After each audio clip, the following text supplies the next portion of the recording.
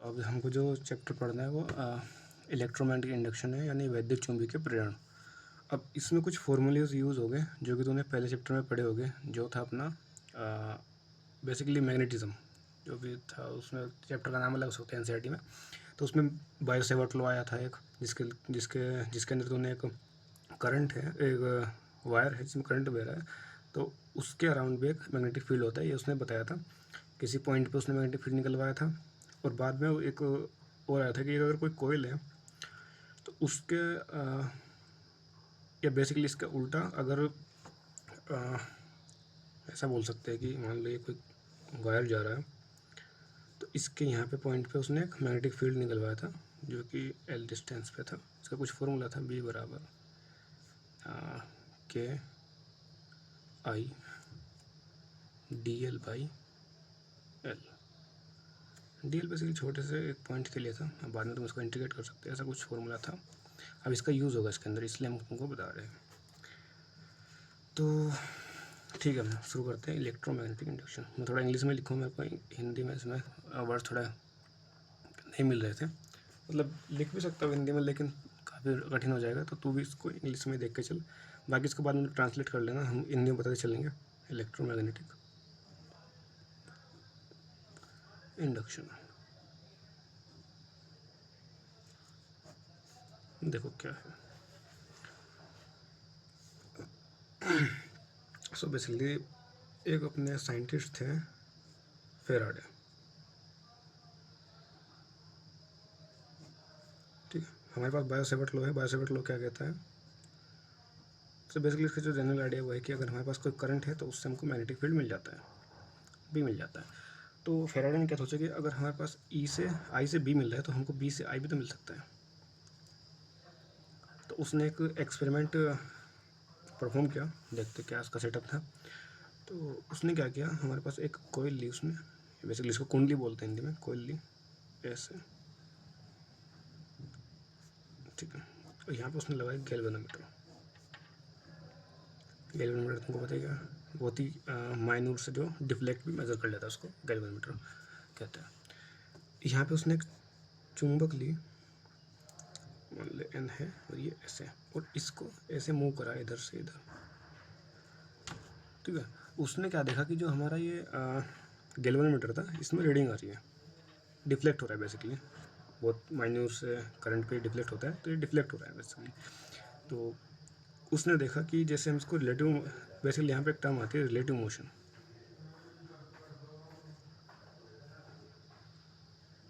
तो उसने रिलेटिव, जब भी तुम किसी कुंडली या फिर कुंडली और चुंबक के बीच में रिलेटिव मोशन कराते हो तो जो गैल्वेनोमीटर है उसमें डिफ्लेक्शन आ रहा है। तो उसने ये नोटिस किया। अब उसने कुछ चीज़ नोटिस की कि जैसे ही वो उसको इसके पास ले जा रहा है तो डिफ्लेक्शन आ रहा है, दूर ले जा रहा है तब भी डिफ्लेक्शन आ रहा है, और कितनी तेज़ी से ले जा रहा है उससे भी करंट पर प्रभाव पड़ रहा है, और कितनी आराम से ले जा रहा है उस पर भी करंट पर प्रभाव पड़ रहा है। तो यहाँ पे उसने बेसिकली दो तीन चीज़ नोट की कि जो इसमें डिफ्लेक्शन आ रहा है,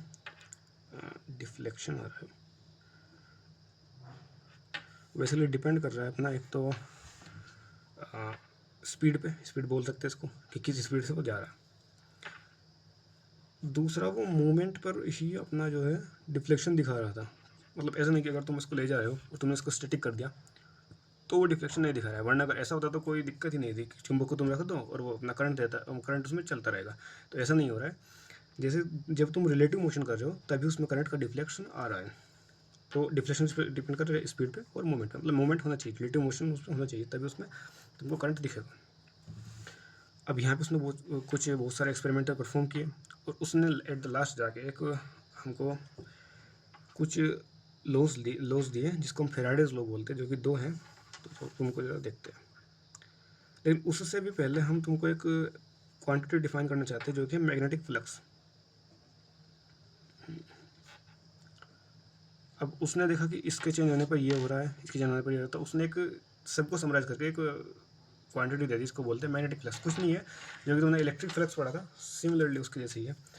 तो मैग्नेटिक फ्लक्स क्या होता है, 5B होता है, B.A। बेसिकली इसकी डेफिनेशन अगर हम बोले तो वही है कि एकांक क्षेत्रफल से लंबवत गुजरने वाली विद्युत क्षेत्र की जितनी रेखाएं होती हैं उसको बोलते हैं मैग्नेटिक फ्लक्स, ठीक है। बी डॉट ए होता है, इसका फॉर्मूला जो कि हमारा इलेक्ट्रिक फ्लक्स है सेम उसका रहेगा, उसमें ई डॉट ए होता है, इसमें बी डॉट ए होता है, इसका मात्रक होता है वेबर, है ना, वेबर। इसको हम टेस्ला मीटर स्क्वायर भी लिख सकते हैं, क्योंकि हमको पता है मैग्नेटिक फील्ड का जो मात्रक होता है वो टेस्ला होता है, टेस्ला मीटर स्क्वायर उसको लिख सकते हैं। और यहाँ पे हमने जो बी है उसका एक न्यू यूनिट निकल के आ जाती है जो कि तुमने पढ़ी होगी, weber, weber per metre square. ये इसकी इसकी आ गई थी यहाँ पे, जो तुमने पढ़ी होगी पिछली बार, कहाँ से आई, यहाँ से आई थी। तो ये हो गया।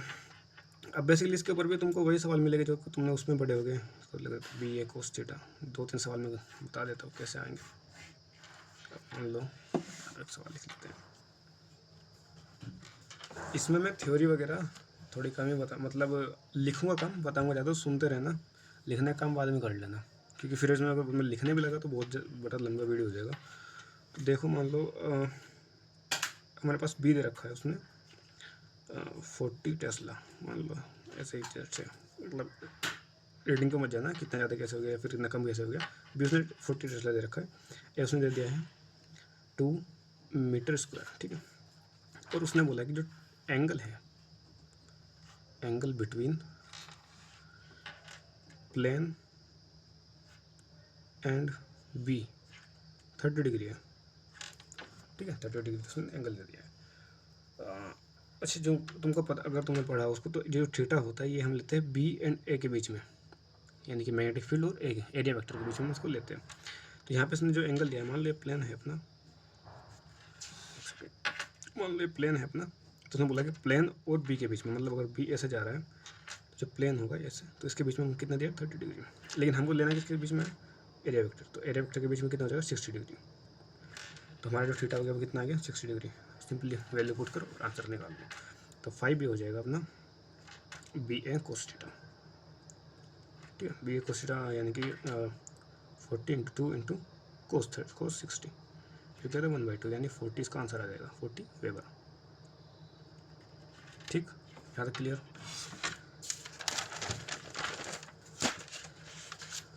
एक और इसके ऊपर सवाल लेते हैं जो कि वो थोड़ा मॉडिफाई कर सकता है, बेसिकली बोर्ड्स में से क्वेश्चन आ सकते हैं, तो इनको देख के जाना है बिल्कुल, ठीक है, 1 नंबर में पक्का आएगा। तो क्या कर देगा, बी को दे देगा वेक्टर फॉर्म में 2i cap plus 4j cap plus k cap, मान लीजिए उसने टेस्ला में, ठीक है। और हमारा जो एरिया वेक्टर है, ये वेक्टर है, एरिया वेक्टर दे दिया उसने 4i cap minus 2j cap और माइनस k कैप, मान लीजिए मीटर स्क्वायर।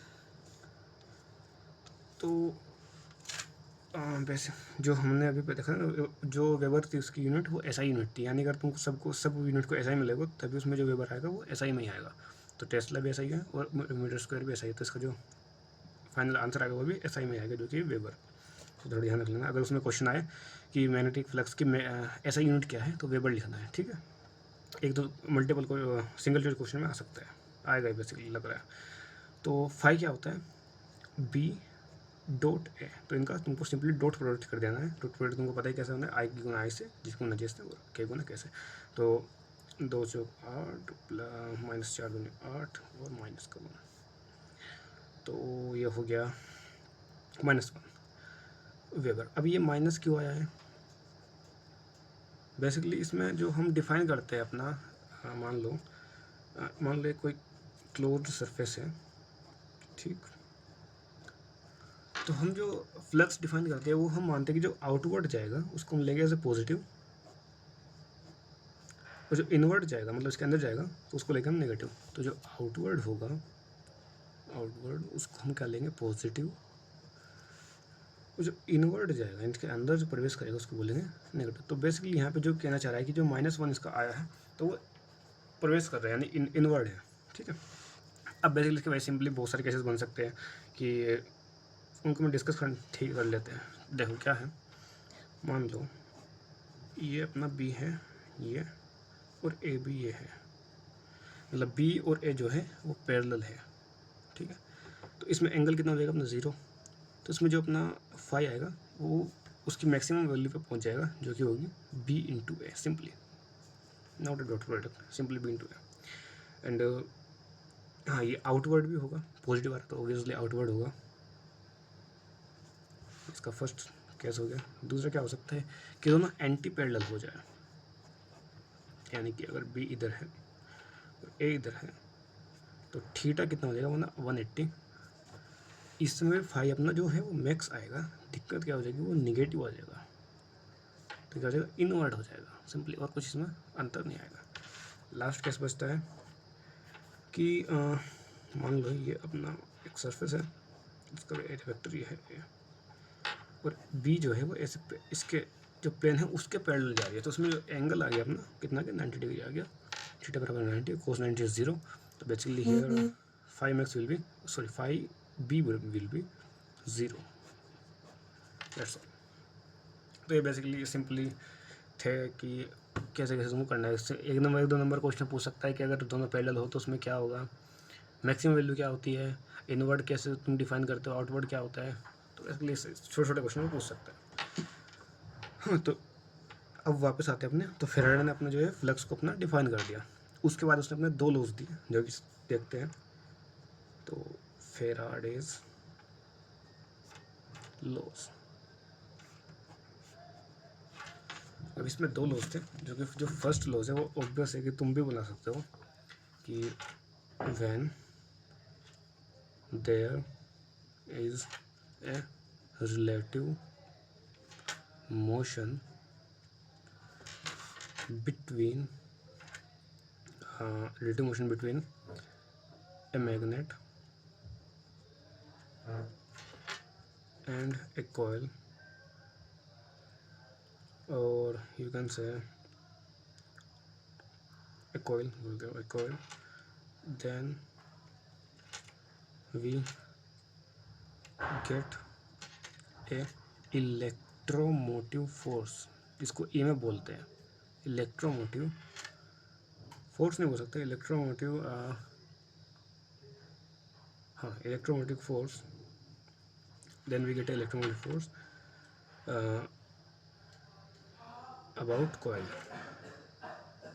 ठीक है, तो बेसिकली क्या कहना चाह रहा है कि अगर हम रिलेटिव मोशन कराते हैं चुंबक और कुंडली के बीच में, तो हमको एक इलेक्ट्रोमैग्नेटिक फोर्स यानी कि ईएमएफ, हाँ ईएमएफ, इसको हिंदी में वर्ड नहीं मिल रहा है, क्या बोलते हैं इसको हिंदी में, विद्युत वाहक बल, सॉरी। तो विद्युत वाहक बल हमको एक मिलता है अबाउट कोयल, तो कोयल के अबाउट हमको एक विद्युत वाहक बल मिलता है। और अगर ये सर्किट इसका पूरा है, मान लो ऐसा कुछ है, ये अपना सर्किट है। अब देखो यहाँ पे अगर हमारे पास ये एन है, मान लो ऐसे, तो ये मूवमेंट जब इसमें मूव करेगा तो बेसिकली अब इसके अंदर करंट आ रहा है। ठीक है, इसके अंदर करंट उसने मेजर किया था, करंट आ रहा है इसके अंदर, डिफ्लेक्शन आ रहा था गैलोमीटर में, तो करंट आ रहा है, तो किसी न किसी पोटेंशियल की वजह से आ रहा होगा। तो उस पोटेंशियल को हमने मान लिया कि वो एक इलेक्ट्रोमोटिव फोर्स है। ठीक है, उसको बोलते हैं कि बेसिकली इंडक्टिव इलेक्ट्रोमोटिव फोर्स, उसको टर्म लिख देते हैं इंडक्टिव इलेक्ट्रोमोटिव फोर्स। इलेक्ट्रो प्रेरित, प्रेरित विद्युत वाहक बल, इसको हिंदी में बोलेगा प्रेरित विद्युत वाहक बल। मतलब वो प्रेरित होकर हुआ है ना, मतलब वो खुद से तो नहीं हुआ है, मतलब दूसरी वजह से हुआ है, प्रेरित होकर हुआ है, तो उसको प्रेरित विद्युत वाहक बल बोलते हैं। और अगर मतलब इसके बाद एक प्रेरित विद्युत वाहक बल होगा, और अगर इसका सर्किट कंप्लीट है, मान लो सर्किट कंप्लीट नहीं है, विद्युत वाहक बल फिर भी होगा, लेकिन अगर तुमने सर्किट कंप्लीट कर दिया है तो एक हमको करंट भी मिलेगा, इसको बोलते हैं इंडक्टिव करंट, प्रेरित धारा। ठीक है, यहाँ तक डन है। इसमें ये जो पहला लो था वो सिंपल एक थ्योरेटिकल लो था, मतलब उसमें न्यूमेरिकली उसने कुछ नहीं बोला था, सिर्फ एक थ्योरी दी थी कि अगर जब तुम रिलेटिव मोशन कराते हो between magnet and a coil, then we get a electromagnetic force about coil, and if circuit is complete then we get a current also, that is called inductive current, प्रेरित धारा, प्रेरित विद्युत धारा, inductive electric current बोल सकते हो। ये हो गया इसका फर्स्ट लॉ। सेकंड लॉ क्या बोलता है, अब इसने बोल तो दिया कि ऐसा होता है, अब सेकंड लॉ बोल रहा है कि वो कितना होता है, कैसे होता है, उसका फॉर्मूला बेसिकली कैसे दोगे तुम, तो देखते हैं। सो बेसिकली उससे पहले जरा तुमको एक चीज़ दिखा देते हैं। हमने अभी फ्लक्स देखा है, फ्लक्स क्या है, तो इसने बोला कि जो हमारे पास जो इंड्यूस्ड ईएमएफ यानी जो प्रेरित विद्युत वाहक बल है, induced EMF in coil is proportional to negative rate of flux। यानी कि जो उसमें इंड्यूस्ड ईएमएफ होगा वो जो तुम्हारा फ्लक्स की जो दर है, बदलने की दर है, उसके निगेटिव का प्रोपोर्शनल होगा। यानी कि बेसिकली इसको अगर हम मैथमेटिकली लिखें तो जो ई होगा उसको हम ई से लिखते हैं इलेक्ट्रोमैग्नेटिक फोर्स को, तो जो ई होगा वो प्रोपोर्शनल होगा निगेटिव में D O phi B by D T के। निगेटिव क्यों आया वो आगे हम देखेंगे लेंज लॉ में, लेकिन फिर बेसिकली यहाँ पे निगेटिव आता है। ठीक है, ये उसने बेसिकली एक फॉर्मूला दे दिया। ठीक है, तो यहाँ पे इसने ई जो है वो इसके प्रोपोर्शनल होता है।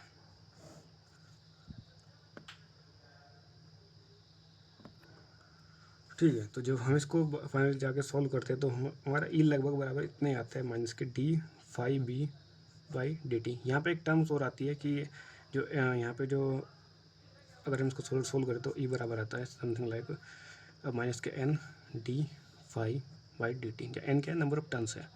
ठीक है, टर्न्स है, तो हम इसको अगर अंदर भेज दें तो आ जाता है minus K D phi S. इसको डी फाई एस लिखते हैं बेसिकली क्योंकि इसको तुम टोटल जो है अपना टोटल फ्लक्स होता है उसको वही बोल सकते हो कि टोटल ई बराबर क्या होता है D phi S by D T. तो इसको टोटल फ्लक्स बोल सकते हो तुम। एस का मतलब क्या है वो आगे जाकर तुमको पता चलेगा, तो इसको टोटल फ्लक्स बोलते हैं। ठीक है, तो एट द एंड जाके तुमको फाइनल आंसर ये जो इसका जो फॉर्मूला मिलेगा वो यही मिलेगा। ठीक है, ये हो गया फॉर्मूला। इसने इसको एक्सप्लेन, अगर हम थोड़ा सा देखें इसको एक्सप्लेन कैसे करते हैं तो देखो जरा, मान लो ये हमारे पास कोयल है, एक जनरल कोयल लेके चलते हैं। ठीक है, ये कोयल है। ठीक है, ये कोयल है जो कि नीचे जाके इससे कनेक्ट हो रही है। ठीक है, उसको छोड़ दो मैं, तो कोयल है। अब मान लो हमारे पास एक यहाँ पे चुंबक है, ये एन है, ऐसे एन से निकलती है ऐसे,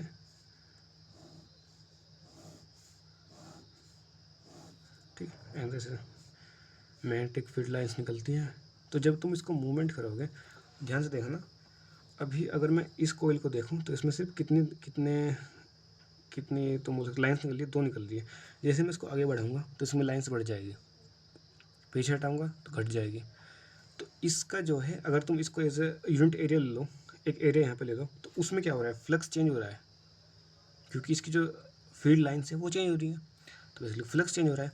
अब उस फ्लक्स चेंज की वजह से हमारा इलेक्ट्रोमोटिव फोर्स आता है। डन है, तो बेसिकली यही था, इसको थोड़ा सा एक्सप्लेन करने के लिए हम दिखाया। अगर तुम इसका रिलेटिव मोशन आगे पीछे कराओगे, अब ऐसा नहीं है कि तुम इसको ही आगे पीछे कराओ, तुम इसको एक जगह रखो और कोयल को आगे पीछे कराओ तब भी सेम रहेगा। ठीक है, ये तो क्वेश्चन इसके ऊपर देखेंगे, लेकिन उससे पहले लेंज लॉ को भी ख़त्म कर लेते हैं। अभी लेंज लॉ बेसिकली क्या था, लेंज लॉ फैराडेज लॉ हो गया। अब लेंज लॉ क्या बोलता है, लेंज लॉ बात करता है कि नेगेटिव क्यों दिया तुमने। ठीक है, नेगेटिव तुमने क्यों लगाया यहाँ पे। तो लेंज लॉ का जो बेसिकली सिद्धांत है जो यही है कि जो इंड्यूस्ड करंट और ईएमएफ इन coil oppose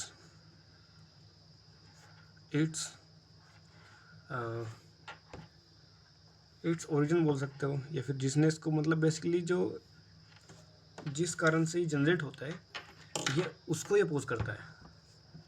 ठीक है, लेंज लॉ ये बोल रहा है कि मान लो एक एग्जांपल लेते हैं, मान लो तुमने फ्लक्स चेंज कर रहे हो तुम, तो उसमें करंट जो एक सेकेंड इसको ऐसे समझते हैं कि मान लो कि करंट बढ़ाने से तुम्हारा